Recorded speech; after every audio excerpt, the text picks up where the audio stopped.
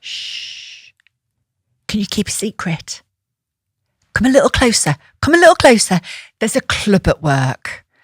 They don't wear badges. They don't have meetings. Well, not the ones you're invited to anyway. But they do have power. The kind of power that decides who gets picked and who gets praised or who gets quietly forgotten. And if you're not in it, you feel it in the missed emails, the closed doors, the sorry we've already moved forward moments. This episode is your guided tour of what no one explains, but everyone experiences. Thank you for joining me at the Little Moves Big Careers podcast. I'm Caroline Esterson, career strategist and sticker of brilliant humans and your co-pilot through the chaos of the real world careers.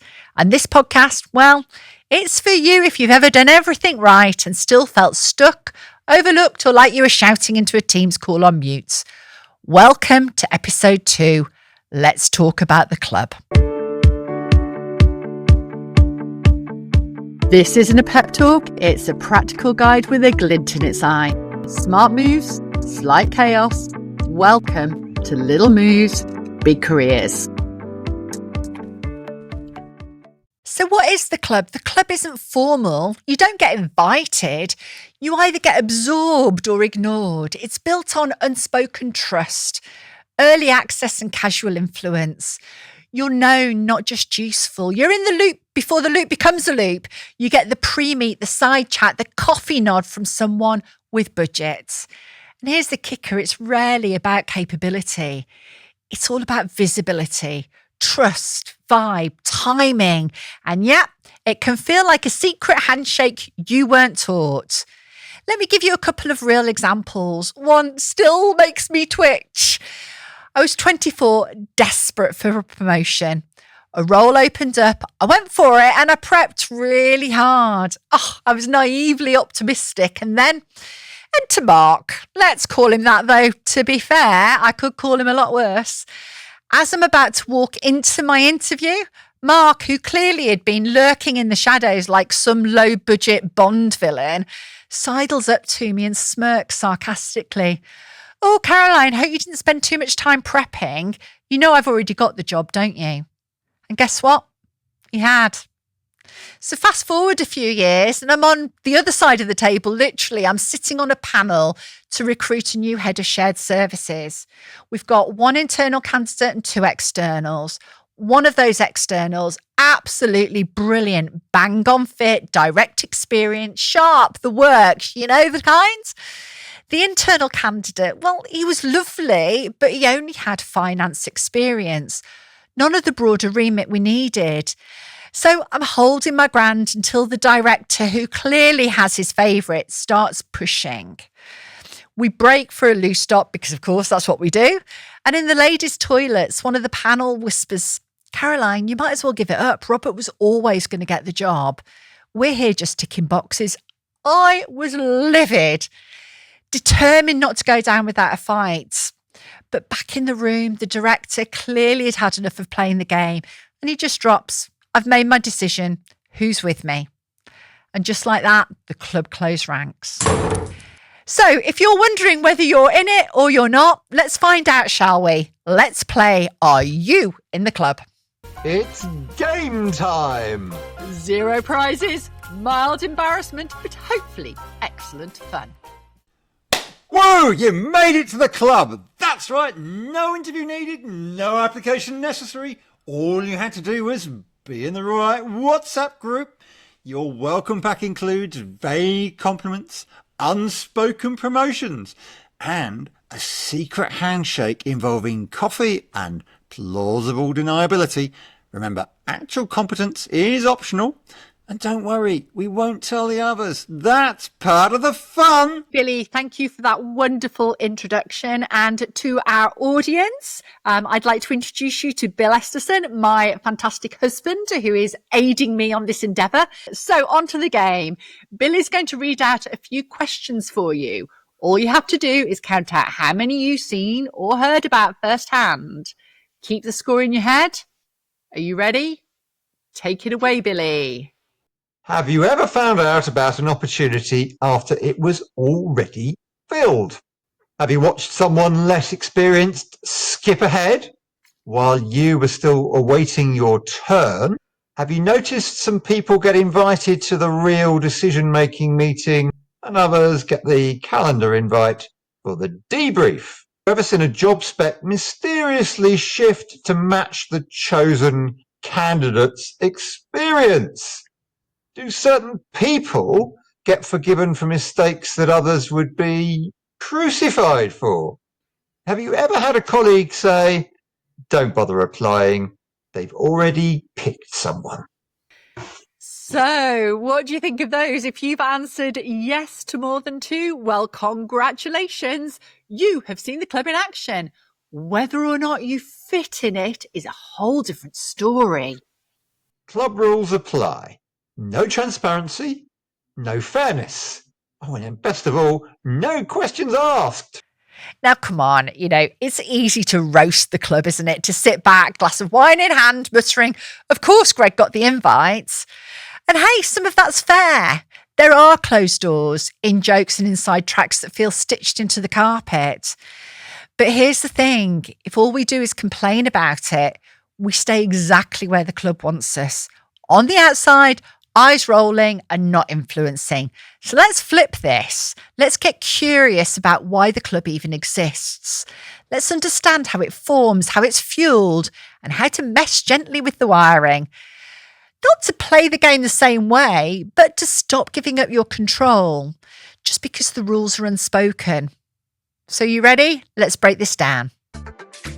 Time for brain food, the research bit, but make it cheeky. Because we all love evidence, especially when it supports our own experiences. So where did all this start? Let's be real, the club isn't new. It used to be the boys' club.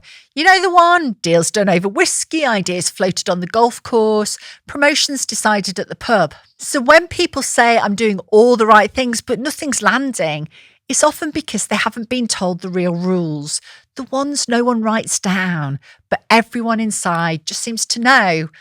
And here's something else to chew on. We like to mock the club as this smug power circle of cronies. And yes, sometimes it is. But let's get honest about how it started. The club didn't begin out of pure arrogance. It began with something softer. Loneliness. Because actually, when you're at the top of the hierarchy, it's brutal. Every decision is watched. Every failure is yours. It's lonely. It's isolating. And it's emotionally expensive.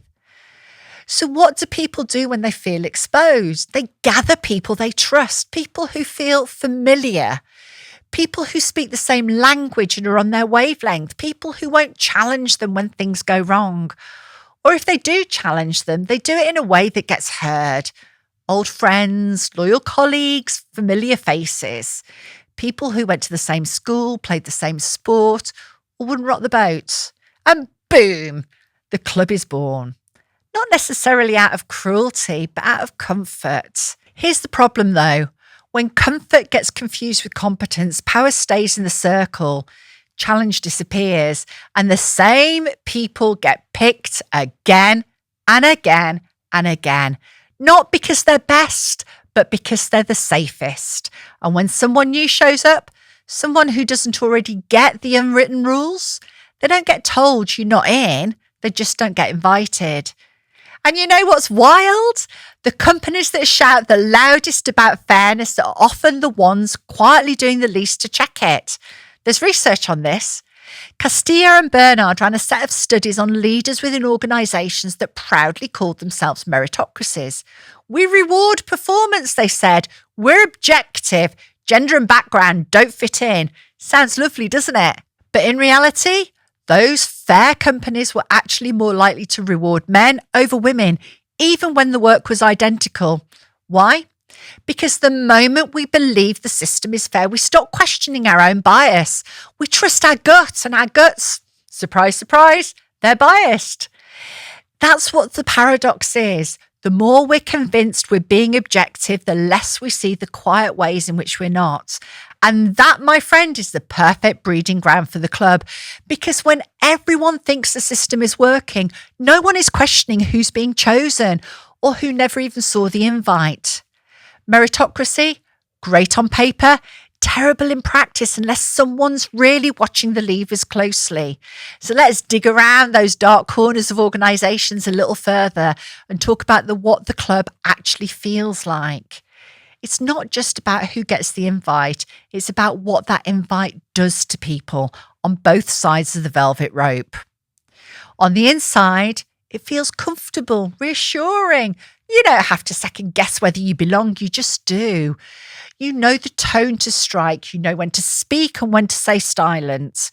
You're looped in early and you don't even notice it because that's just how things work. But here's the thing, that comfort, it becomes invisible. You stop noticing your privilege. You assume your access is normal and earned, which means you stop questioning why others aren't in the room. And that's where the blind spot grows.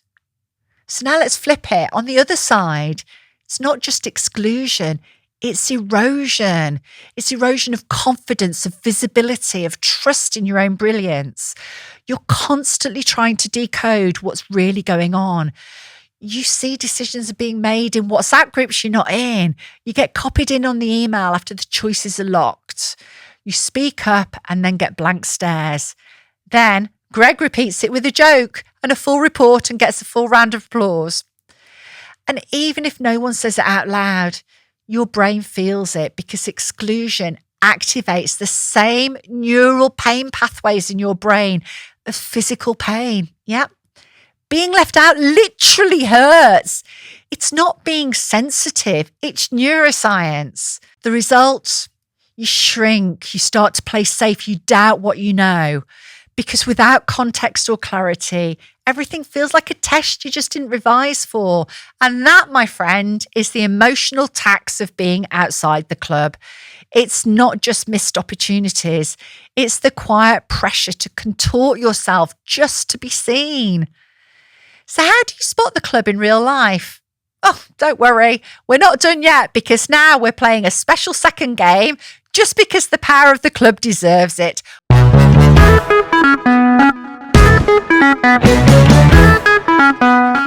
Welcome to Real or Rubbish, a cheeky decoding of club culture, one suspicious symbol at a time. From shared Spotify playlists to the mysterious calendar invites, from golf jokes to quick drinks after the board meeting, let's separate the subtle clues from the corporate nonsense. Grab your pen or your petty, I don't really mind which. It's time to clock the code. So here are the rules. Billy's going to read you a situation. All you have to do is guess, is it club code or just corporate noise? Is that clear? Okay, let's go. So the job spec says must have 5 years of experience, but the person hired has just 2. Oh, and by the way, they play squash with the COO. Oh, wow. Club code, definitely. Apparently, the only requirement was a decent backhand and a shared WhatsApp thread called Legends on Court. The leadership team suddenly starts using a buzzword like, especially this one, authenticity. Ooh. Yep.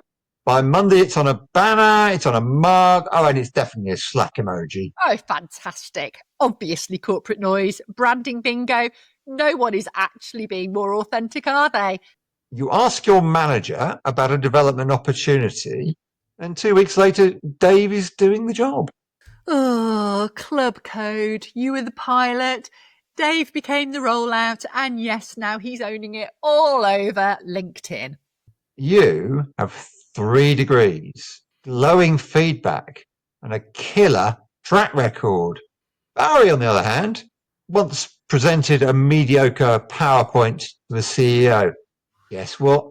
It's Barry that gets fast track. Oh, you gotta love Barry, haven't you? It's definitely club code. He's got what's known as proximity privilege. You've got actual talent. Tough luck. Your boss's boss introduces you as support. Now, that's in a room where you are leading and have done all of the work on the project. Oh, God. Never seen that happen, have you? Think that might be a little bit of club code dressed up as corporate noise. I don't think that was a slip to you. It was a subtle power play. And just like that, your work is in the room, but your name isn't. How about this one? Your project gets taken off your plate. That's so you can focus on your demanding business as usual schedule. It reappears a week later, but it's got someone else's name on it by now. Oh, God. Definitely club code. You know, the translation is we loved your idea. We just didn't want you to do it. So, as you can see, folks, the club is everywhere. And you know what? Once you start spotting it, you can start to navigate it differently. I'm not saying blow up the building. What I am saying is stop blaming yourself. Stop assuming it's your confidence, your effort, or your timing, that somehow you're the problem, because often it's not you. It's the game behind the game, and no one gave you the rule book. So instead of spiraling, start noticing who's in the pre-meet, who set up that quick sync before the real meeting, who gets airtime without shouting, who gets forgiven when they mess up, and who just gets forgotten. And most importantly, who's pulling the strings behind the scene? Clock them, learn from them, ask for advice, even if it makes you cringe a little bit. What's the worst that can happen? They say no? Fine. But what if they say yes? I get it. You want to chuck your laptop in the canal. You want to roll your eyes so hard that they get stuck backwards. You want to scream, what's the bloody use of working hard if no one's even looking? But this moment of frustrated truth, it's the turning point. Because as we said before, you always have a choice. You can stay pissed or you can get powerful. You can let it eat away at your motivation, or you can use it as fuel to play smarter, bolder and sharper. This right here, this is where the smart moves lives. Not the obvious one, not the exhausting one, the clever, cheeky, visibility boosting, no more waiting. You can decode it. You can decide what power move is in your control. You can learn how to play the long game without selling out. So let's do that. Let's take this sting and turn it into strategy. It's time for What Would Caro Do? Like a career agony aunt, but with less cardigan and more fire. Because sometimes you don't need permission, you just need better advice. This one's from Still Not Picked in Preston. Dear Auntie Caro, I've done all the right things. I've said yes to stretch projects. I've mentored new starters. I even helped my boss prepare for his budget meeting. Everyone tells me I'm doing great. But when the juicy opportunities come up, I disappear. I'm not flashy. I'm just solid. And I'm exhausted trying to prove I'm good enough to people who already seem to have made their minds up. I've watched less experienced colleagues get tapped on the shoulder for secondments, leadership programs, and high-profile work while I get told to be patient. Honestly, I'm sick of being patient. I'm starting to feel like the only way to move forward is to become someone I'm not, or just give up. What would you do? Oh, my love, I feel for you. Let me just say it out loud and clear for the people in the cheap seats. Being solid is not the same as being seen. You are not the problem, but the system will absolutely let you believe you are, because it benefits from people like you quietly keeping everything running while someone flashier gets the spotlight. And you need to understand this. It's not that they don't value you. It's that they're used to you. They rely on you. You're just so reliable. It's they stop looking at you as someone with momentum, which means it's time to reposition yourself, not by changing who you are, but changing how they see you. So step one, interrupt the pattern. If you're always the helper, the fixer, the quiet backbone, they'll keep you there. So throw a curveball. Ask to lead something visible. Decline the next admin sounding request and say, I'd love to contribute to something more strategic. What's coming up that would help me stretch? Let them relearn who you are. Step two, make your work undeniable, not just good, not just useful, visible, strategic, outcome-based. Stop saying, I worked hard on this, and start saying, this project led to 12% increase in retention, and here's how I did it. Effort is invisible. Outcomes get noticed. And finally, step 3, start acting like the person who's already been picked. You don't need permission to lead. So that's what I do. No more quiet brilliance. No more waiting in line. You've got moves to make, and they're going to feel it. That doesn't make you arrogant. It makes you intentional. And trust me, once you start doing that, they'll start wondering why they didn't see it sooner. And now, some of our quick-fire career moves will help you even further with this. Small shifts, sharp impact. These are quick-fire career moves, real things you can do before your next coffee refill. Number 1, make the first move. Don't wait for a brief. Don't hover for permission. Instead, when the opportunity lands in a meeting, say, I've been thinking about that. Would it be useful if I pulled together a few ideas or examples for you? The for you is a very subtle yet valuable form of influencing. Or even better, if you're speaking to your boss's boss, I heard you mention X project. If there's ever a way I can support, I'd love to learn more about how it's evolving. You're not asking for a favour. You're signalling, I'm watching, I'm ready, and I think beyond my job title. Why it works? It works because it shows initiative without ego. It makes you memorable for being tuned in, and it opens the door without banging it down. Curiosity with context makes you credible. And number 2, narrate the outcome. This is so worth repeating from episode 1. Stop saying, I've been working really hard, and start saying, this cut response time by 40% and here's how. Show them what changed because of you. Don't leave it up to their imagination. Effort is admirable. Outcomes are unmissable. And finally, number 3, reposition the room. If you're always the helper, the fixer, the background brain, it's time to shake it up. Next time you're invited to support, ask, what would leadership look like on this? Then step into that space, even just a little. You don't have to wait to be given a bigger job. You just have to stop performing in your smaller role. Okay, so those were 3 simple yet pivotal moves to start managing your own success without selling your soul in doing so. And as we slide seamlessly towards the closing of this episode, we just have one more segment to go and some words of encouragement. So let's cheekily reframe that dodgy quote. This quote has the right vibe and the completely wrong advice. So let's fix that before someone puts it on a mug. Yep, you've got it. It's your public service announcement with punchline. So here is our career quote crime for this week. If you work hard, you will be recognised. Ah, yes, the corporate bedtime story. Work hard, keep your head down, trust that someone, somewhere is tracking your effort and planning your big break. They're not. They're in a meeting you weren't invited to, and that role, it went to someone who had a casual coffee with the decision maker last Thursday. Hard work is essential, but it's not visible by default. The club doesn't hand out gold stars for effort. It rewards familiarity, timing, and showing up in the right conversations. And if you're relying on being noticed, you might be waiting a while. So no, don't just work hard. Work clever, get seen and get vocal.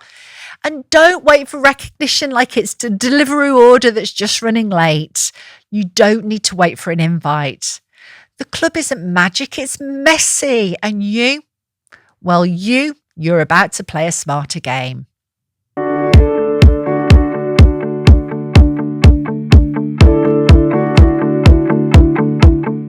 So that's a wrap on this episode of Little Moves, Big Careers, where progress isn't perfect, but it is happening.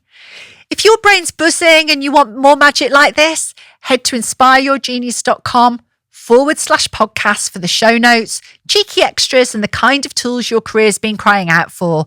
Share it, steal it with pride, start a movement. So if you did enjoy this episode, please subscribe, share, and send me your dilemmas for what would Caro do, and any ideas that you've tried to Caroline@inspireyourgenius.com.